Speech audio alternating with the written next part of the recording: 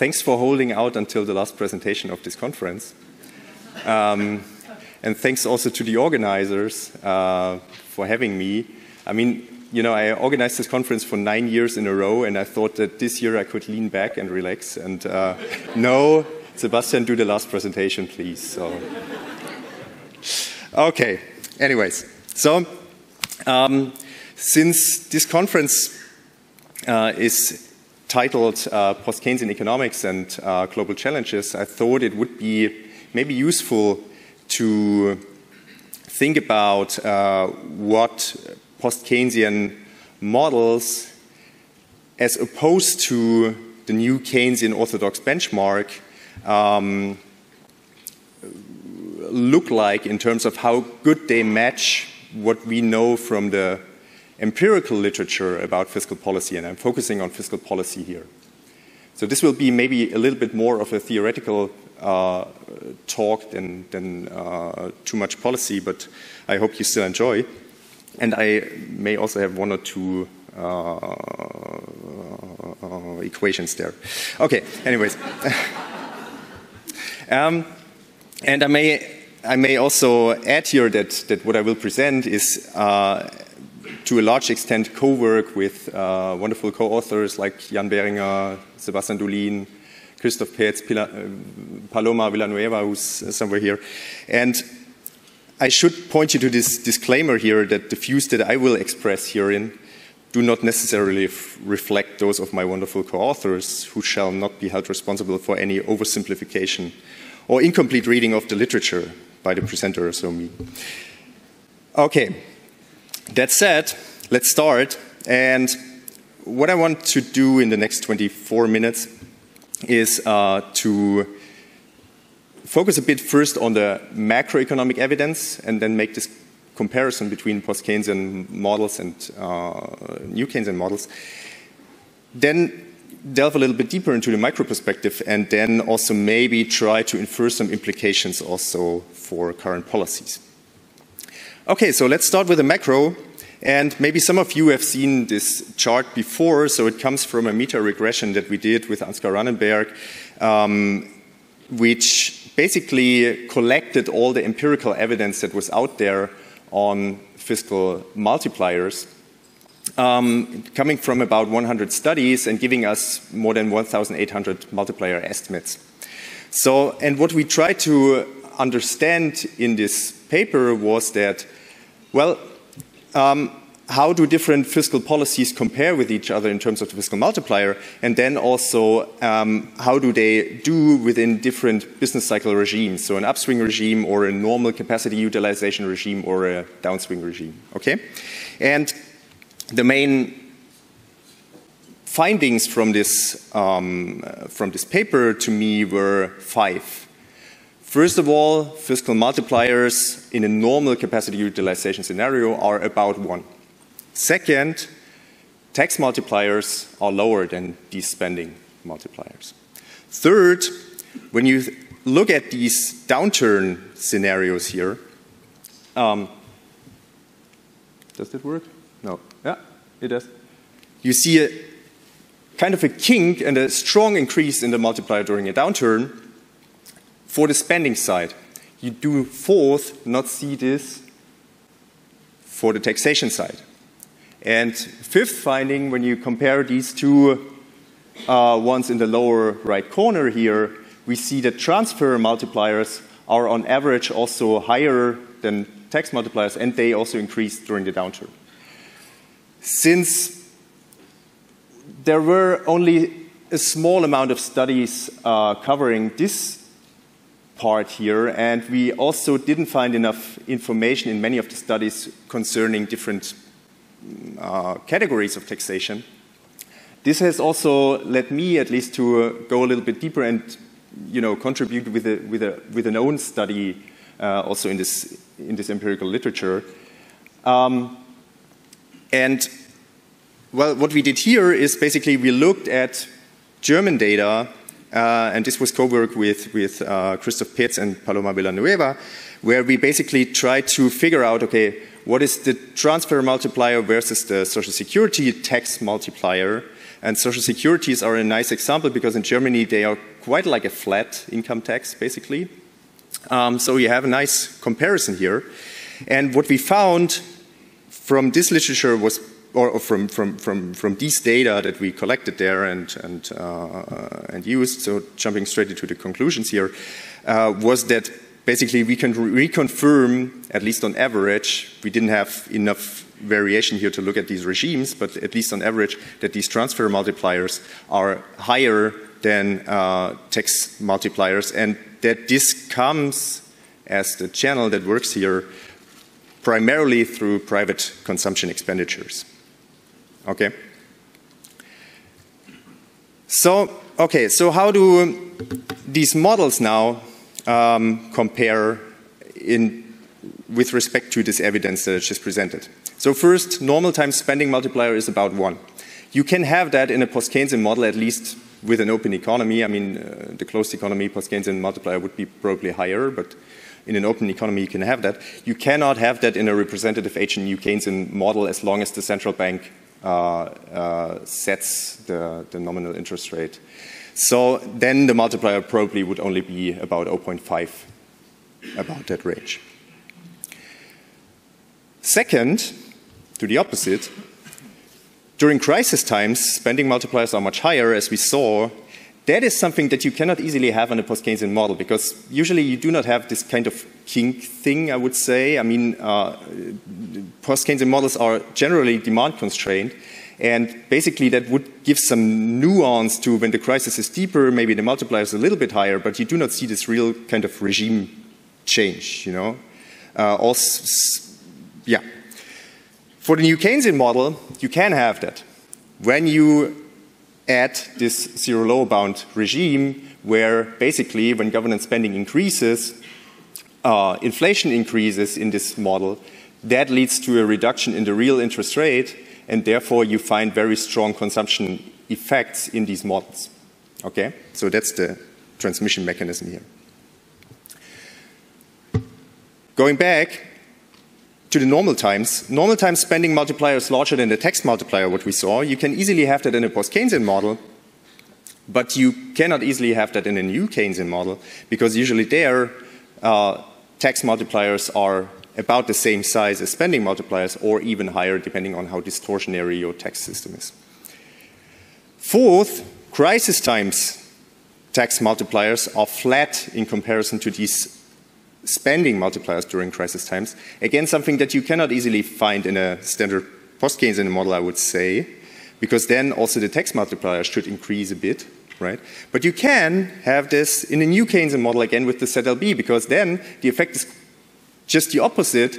So government lowers taxes, that leads to a fall in inflation, and that leads to a rise in the real interest rate in that model, which the central bank does not counter, and therefore then you get basically a lower multiplier, or no significant change in the multiplier as compared to a normal situation. So, finally, transfer multiplier larger than tax multiplier was our fifth finding. You can have that easily in a post-Keynesian model with heterogeneous saving rates or heterogeneous marginal propensities to consume. And you can also have that to some extent within a new Keynesian model with hand-to-mouth consumers. Okay, so final verdict here, mixed. Okay, so let's maybe dig a little bit deeper. And maybe also, I mean, at this moment, I do not judge on how realistic are these transmission mechanisms. Okay, that is only what I find here. So let's go a little bit deeper into the micro perspective, and then let's see here, with a very pedagogical kind of approach, how different, how these models, what is the behavioral assumption behind consumption functions here. And when we start with the post-Keynesian model on the left-hand side, I mean, in the most basic version, and as I said, this is quite pedagogical, you would think of that, okay, when we have over lifetime of a household, kind of an increase in income with some fluctuations, with a simple Keynesian consumption function, you would also have consumption closely tracking that income with some gap, right? On the right-hand side, with the new Keynesian model that includes at its core the permanent income hypothesis, you would see something like that, right? You would have a flattened out consumption path. And basically then, when you think of what a permanent income shock would do to both of these households here, the post-Keynesian household and the new Keynesian household, then let's think about this. And such a permanent income shock would look like this. But the consumption reaction would also look quite similar in both cases, right? So in the post-Keynesian world, that would lead to an increase by the marginal propensity to consume, multiplied by income again. In the new Keynesian world, that would also lead to an initial increase in consumption because the household knows that this is a permanent increase in its lifetime income. So that is a case which is not easy to tear apart the two, say, so to separate them, right? So let's look at the transitory income shock. For the post-Keynesian case, on the left-hand side, when we have a transitory income change, like this one here, then also consumption would follow on the same path, multiplied by this coefficient C. On the right-hand side, with the new Keynesian model, with a transitory income shock, you would see basically a very tiny reaction in the short term. So the marginal propensity to consume in the short run to such a transitory income shock would be very low, and the household will only, you know, after quite some time, increase its consumption. So essentially, that is something where we really have a difference between the two models on the micro level here. And third one, another case would be a transitory VAT cut. And when you look at this one, things will be a little bit strange on the right-hand side, as you will see. So on the left-hand side, with the post-Keynesian model, again, we would think of this as maybe an increase in real income, right, because prices fall.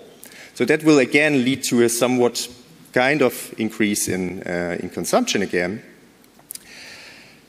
Very similar to what we've seen before. For the new Keynesian model, that looks very different because you have this kind of real income effect, but what you dominantly have in the new Keynesian model is an intertemporal substitution effect that leads to the case that because there is this low VAT period and the expectation of rising prices in the future, these households on the Euler equation will pull forward, will prepone a lot of their future consumption plans to this low VAT period. And you will have a huge fiscal multiplier effect by this unconventional fiscal policy, as it is called. And this will be made good over the future periods by equal fractions, say. Okay? So, okay, empirics again, as a comparison. So what we know from a large literature on transitory US consumer checks and also some international evidence for other countries is that marginal propensities to consume in the short run are definitely higher than zero, and in particularly so for households with low or no liquid wealth. But this is both a falsification in empirical terms of the permanent income hypothesis on the one hand and the new Keynesian microfoundation, but on the other hand it is also a falsification of the simple Keynesian consumption function where basically wealth plays first of all no role at all, but and when you would include it, then it would also mean that higher wealth households basically would consume more than these lower wealth households. So the opposite of what we find in the data. Second, for this temporary VAT cut situation, this unconventional fiscal policy idea, there is only scarce evidence, and some of these papers out there, they tend to find very strong new Keynesian intertemporal substitution effects. So that is something that I do not buy. And so we thought that we should also do some own research on this. And what we had there was the German stimulus package during the Corona times, which basically had two very interesting elements in it. So there was this Kinderbonus, this child bonus, in 2020 of about 5.4 billion, giving each household per child 300 euros as a one-time transfer. And then we also had this temporary VAT cut, which was much more expensive, and it lasted from July to December 2020. So these two policy proposals or these two elements here, they are basically an interesting test bed for these competing consumption theories, right? For these two cases where we can really make a strong distinction between these two models, right? And what do we find? So this is for the Kinderbonus, so for the child bonus. And here in blue are the marginal propensities to consume. So we asked households how much of that cash bonus did you spend, did you save, or did you use to pay off debt? Okay? And on average, the marginal propensity to consume for these households, so that was within a 2 to 3 month period, so very short term, was 50% within that time. Okay, so quite a huge marginal propensity to consume in the short run. And with respect to heterogeneity, what we see is that indeed households with lower income do have a higher marginal propensity to consume, as you would expect from a post-Keynesian view. Plus, you also see that households that have basically liquid wealth, which are these non-HTM households here, they have the lowest MPC, while those that only have illiquid wealth, these are in the middle, and those that have neither nor, they have a much larger propensity to consume. So, and as an additional finding, I don't show regression tables now here, is that basically when you also ask households and try to regress that, whether they have strong concerns about the future or high financial stress that they feel or have a high debt burden, then this also leads to an increase in their marginal propensity to consume. Even controlling for income and wealth. Coming to the VAT cut, we asked people, okay, given that there is this cut in the value-added tax, did this induce you to prepone consumption and now buy something that you would have bought later? Okay, so that is our intertemporal substitution effect. So qualitative information. And here, the findings are completely opposite. So on average, we find basically a quite low fraction of households that actually engaged in this intertemporal substitution, obviously. Secondly, when we look at the distribution again, then we see the opposite picture. So high-income households tend to use this more than low-income households, and also households with financial reserves tend to use that more than those without. So completely opposite picture to this Kinderbonus thing. Okay, so let's first compare this again with our PK-NK model race, horse race. So first finding, transitory transfers have an average MPC of about 0.5. You can have that in a post-Keynesian model. You cannot have that in a standard representative age and new Keynesian model.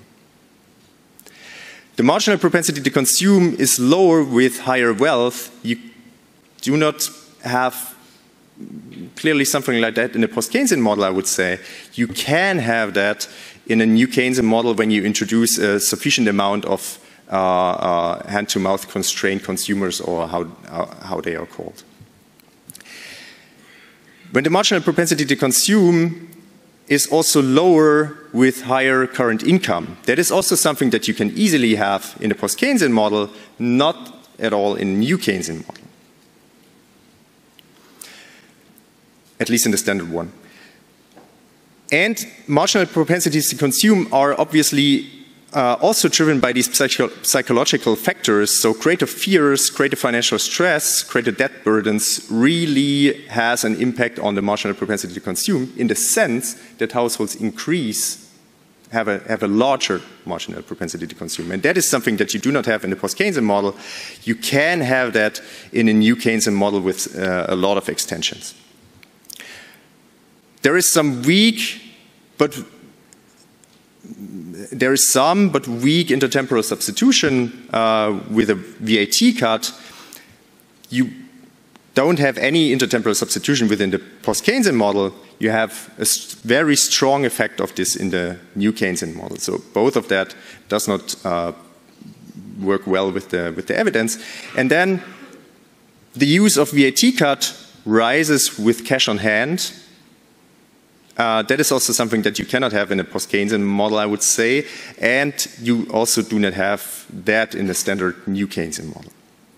So again, kind of mixed evidence here, and my plea, therefore, is to maybe extend both of these model classes with more realistic micro-foundations. So first of all would be credit and liquidity constraints, which could be one line of thought that one could include in particular in post-Keynesian models, because they are kind of a standard in the meantime in new Keynesian models. You can, or it would be a good idea to also include this idea of precautionary saving and buffer stock saving in post-Keynesian models. Now this is the hot stuff in these heterogeneous age and new Keynesian models, actually, that they include this and come to more realistic conclusions, basically. We could include Stone-Geary preferences, which means that there are basic consumption needs that are fulfilled first, and saving only acts as a luxury good. And then we could also go into the direction of many of these mental accounting ideas. So what are the consequences of all of these ideas here? It would require to have an explicit life cycle perspective of consumption. That is one. But then it would still lead to consumption tracking current income very closely and much more than in the permanent income hypothesis. It leads to the case that liquid wealth is becoming important for consumption. And then you would also have this effect that transitory income shocks will be, on average, larger than zero, and in particular so for low-income, low-liquid wealth households. So for the transitory VAT cut, that would also mean that basically within these two model classes, future income, price, and interest rate changes would become more important than they are now in the post-Keynesian model, but less important than they are now in the new Keynesian model. Okay, and maybe to refer to some of these things that are already under discussion. So according to Mark's Foundations book, basically there's this chapter on consumer behavior, and honestly I only have the 2015 version, Mark, but I think that it's still in there in the 2022 version. Okay, so only a selection here which comes close to this, and Mark discusses these ideas of mental accounting basically, and also of these Stone-Geary preferences, and I think that's a way how we could actually make our models here more realistic. Okay. On the other side are these heterogeneous age and new Keynesian models, and basically, so what I'm heading here for, still there is no life cycle model of consumption in these post-Keynesian standard models, and I think that this would be an important extension of these models that we should follow. On the other hand, in these heterogeneous agent new Keynesian models, you can have effects like Keynesian cross effects now. And the intertemporal substitution channel is much more muted in these models as compared to the representative agent. But still, there is a strong over-reliance on these expected future income, interest rate, and price changes. Okay, so 1 minute left, maybe half a minute left, for implications for current policy. And basically, so I started with this one, and well, you may have asked yourself, so in which regime are we now? And I also asked myself this. And well, at least from this macro evidence, maybe all of these multiplier studies were made in a period that Joe was referring to. So the last 30 years, it was about demand shocks, right? Not supply shocks. So this literature is basically not fit for this situation, so maybe we cannot draw too much from it, but maybe we could also say maybe we are in kind of a strange upswing regime now here, right? From this micro evidence that I've shown you, I mean, that at least comes from a situation where we saw supply bottlenecks during the Corona lockdown, so obviously maybe we can infer something from that. So here's my perspective.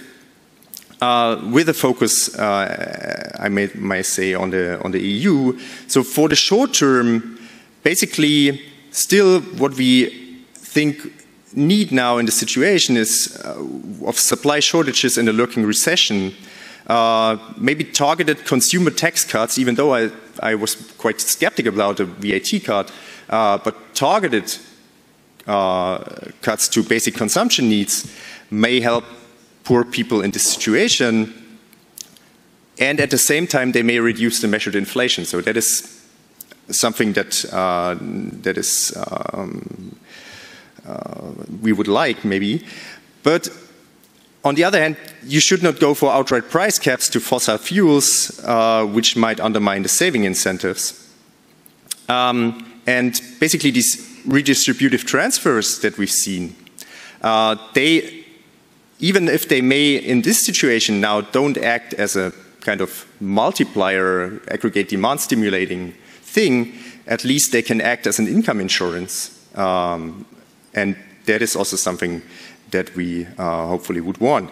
In the medium term, industrial policies and public investment to gain independence from fossils and to restructure the European growth model, I think, are key.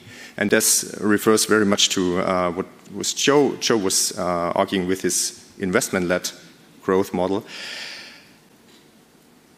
Well, obviously we will see in the future a higher frequency of negative shocks and this higher probability of negative demand, supply shocks. So does that raise public debt concerns? Maybe. And well, to alleviate it and also to solve some other problems that Joe was referring to, maybe it's a good idea to tax the rich here. So is this post on new Keynesian? I would say yes. Thank you very much.